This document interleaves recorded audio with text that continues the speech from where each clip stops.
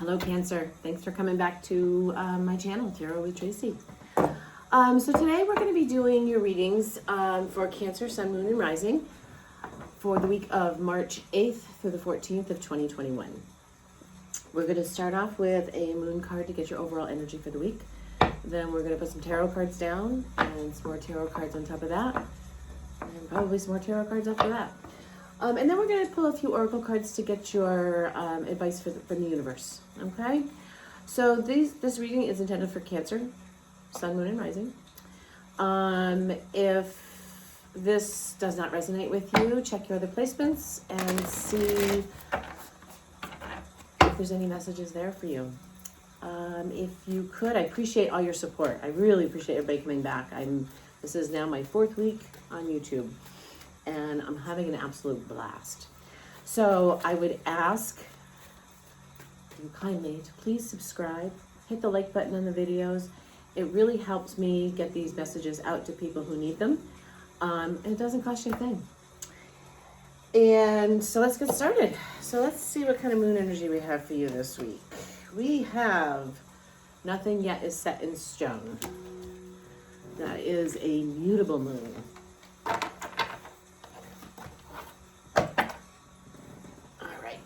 Nothing yet is set in stone. So let's see what Cancer has going on for them this week. If you guys would like to book a private reading with me, please check the description box. All my contact information is there. I will be updating the website shortly. And also, there's a link down there for my Etsy shop. And there's quite a few things in there. And I will, I try to add new things every week. I've been a little busy the last couple of weeks, but there will be more coming up. So pretty cool stuff. Everything I make myself. So if you could check it out, I'd really appreciate that as well. All right, so let's see what's going on for Cancer, Sun, Moon, and Rising from March 8th to the 14th, 2021. We have the Hermit. We have the Three of Pentacles. We have the Two of Pentacles. The Six of Cups. The Four of Wands. The World. So far, this is the best energy reading so far. And then we also have the Page of Swords. The Ten of Pentacles. Very nice. And the Page of Pentacles. Okay.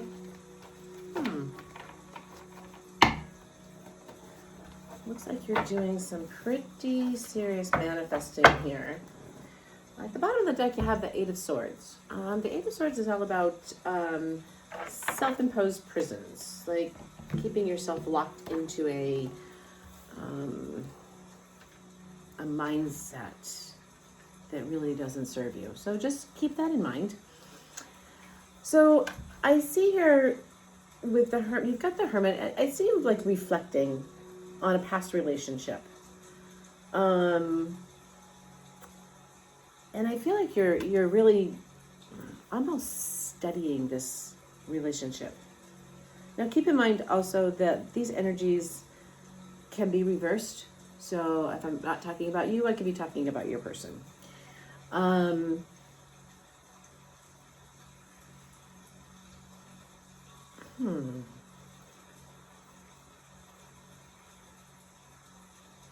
feel like you're really reflecting on something. I feel like you and your person are putting in some work on this relationship, and you're trying to make some choices in regards to it. I think that overall, you're both very happy, but I'm curious what this not yet set in stone is about. It's almost like there's a choice to be made here, and I'm not quite sure why. Honestly, what I'm feeling is somebody here wants to get married, and somebody else is dragging their feet. Is what I'm getting very strongly. This could be a relationship you've been in for quite some time. I really see somebody really trying to manifest this commitment, which would result in this Ten of Pentacles. I hope you can see it with the glare. You know, which is everything. It's the home, it's the family, it's the kids, it's the material, the creature comforts of life. And then you've got the World here. I think that you guys both think a lot of each other and are very happy together. But for whatever reason, I'm just feeling very strongly, one of you wants to get married and the other one is not that interested in it. And I understand that. But sometimes compromises have to, sometimes compromises have to be made. But let's see what we can get for clarification on this, okay? We have the World again. The Ten of Wands. Somebody's really struggling with this. And I'm getting, like I said, I'm getting marriage very heavily here. Page of Swords. The Tower. The Nine of Cups. Wow. And the Four of Swords. Okay. So we've got a lot of contradictions here. So we've got the World twice, which is, you know, complete and total fulfillment, contentment. And this is really interesting. We have the Lovers at the bottom of the deck. Which is the underlying energy. So what I'm seeing here is, I feel like one of you is putting a lot of pressure on the other, okay, to get married. And I mean like relentless pressure to the point where someone is actually just not, oh, if you can, I'm gonna find the right angle, there you go. Just sort of like taking a time out. And I find it really interesting that you have the World and the Tower together, or side by side, I should say. And then the next row you have the Ten of Wands and the Nine of Cups. Wish fulfillment and burdens. You know, completion and, you know, actually happiness and endings. What's really coming to me very, very strongly is that I feel like somebody, like I said before, I feel like somebody's really pushing the other one and not giving them any space. And when you don't give people the space that they need to kind of, you know, figure their stuff out and come to their own conclusions, whether you're in a partnership or not, the closer you try to get to them, the farther they back off. And that's what I'm getting here, because there's so many contradictions. I think that there's a lot of love in this connection. I think that there's a lot of happiness in this connection. And I think there's a lot of prosperity here too. But if somebody doesn't back off, I feel like there's going to be, if there hasn't already been, this Tower moment where everything is just going to blow up. So let's get an outcome roll for you here and see what that says. I mean, you've got, this is just this whole middle row. The Three of Pentacles, which is all about working together, collaboration, counseling, getting help, the help that you need. With the Four of Wands, which is the 1111 card, the marriage card, celebration, with the Ten of Pentacles. But then on top of that, you have this Ten of Wands, which is burdens. But then you also have the Nine of Cups, which is wish fulfillment. So this is really confusing. So let's just see what the outcome looks like here. You have the Ace of Wands. We have the Page of Pentacles again. Okay? And then we have the Four of Swords again. So the Ace of Wands is about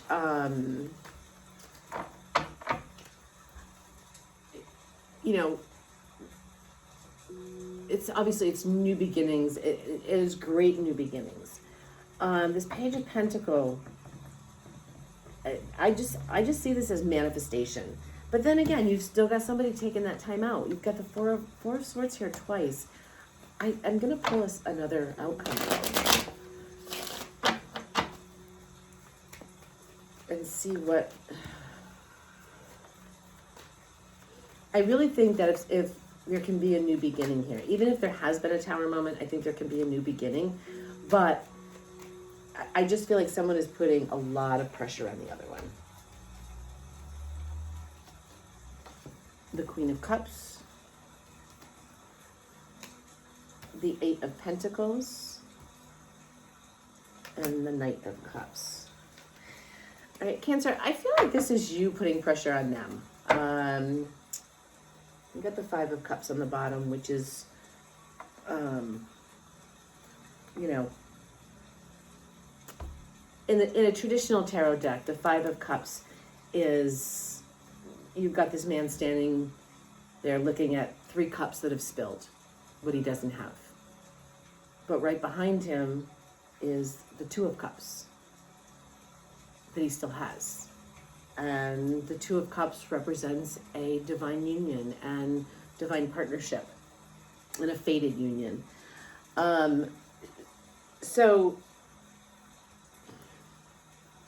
I'm getting very, very strongly, Cancer, that this is you pushing for, you're either pushing, I think you're pushing too hard for this wish fulfillment, this marriage, this, what you see as security. And I think that if you take a step back and think about what you really want, do you want the marriage or the wedding? They're two different things. And a lot of times the wedding can be much better than the actual marriage. I think you should focus, I'm feeling like you should focus way more on the relationship itself rather than what you expect it to end up like. Because I feel like you're pushing this person away. I feel like if you can do that and just open your heart and kind of, I don't want to say lose your expectations, but just slow down on your expectations, that there will be a new beginning for the two of you. So I'm going to pull a couple of Sacred Destiny Oracle cards for you guys. Oracle cards for you. Patience. You have to be patient in this situation. Not everybody moves at your speed. Cancers can be are very loving and can be very, very caring, but they can also be very smothering. And that's not trash talking anybody. It's just part of who you are. And not everybody can handle that much togetherness right away. Your second Destiny of the Oracle card is the Standstill. Patience and stand still. And taking risks. I really feel like you're feeling that if you don't push this issue, that you're going to be taking a risk. And I'm telling you now, you're taking a risk by pushing the issue, because it doesn't have to, and it's going to take courage. It's going to take courage for you to do that. It's going to be something out of character for you. And you know, the other thing, the big thing that people don't realize, and I can never stress it enough, and I feel like I need to stress it in every reading. For any relationship to work, there has to be communication. There has to be open, honest communication. And for a lot of people, that can be incredibly hard. Because you don't want to scare anybody off. And in order to have open, honest communication, you really have to be open and honest with yourself. Why am I feeling this way? Why do I need to say this? Why do I feel a need to say this? Should I say this? Should I not say this? How should I say this? It takes a level of maturity to be able to say, we need to talk, and to be able to get your point across without arguing. It just doesn't have to be that way. Trust me. Been there, done that. It doesn't have to be, you know, a big screaming match every time you disagree about something. But you can have an honest, open communication with each other to see where you're both at. If somebody's feeling pressured, they're going to walk away. So let's see what the wisdom of the Oracle has for you. Round and round. This story just keeps going round and round. And if you don't take that step back, you're going to lose this. Be flexible. There we go. If you can see that. Be flexible. This is like the Fool card in the, actually I take that back. It is not the Fool card. But, you know, you may think you know exactly what's best for your relationship. Excuse me. But there's another person involved. So you both have to be flexible. When you're building a life together, you need to be flexible with each other. You need to learn what's, you know, what's worth a fight and what's not. And nothing is set in stone yet. And co-create. If you want this relationship to work, you need to work as a team. And you have to take it as a team effort. Excuse me. So I really feel that if you take the time to, and you have Treasure Island on the bottom, it's great. I think if you take the time with your partner to have that open and honest communication, that you're really going to have something wonderful. So I hope this helped you guys. Thank you for coming. Please come back and don't forget to subscribe and like the video. And please leave me a comment. I would love to hear from you guys as to how this plays out. I'll see you next time.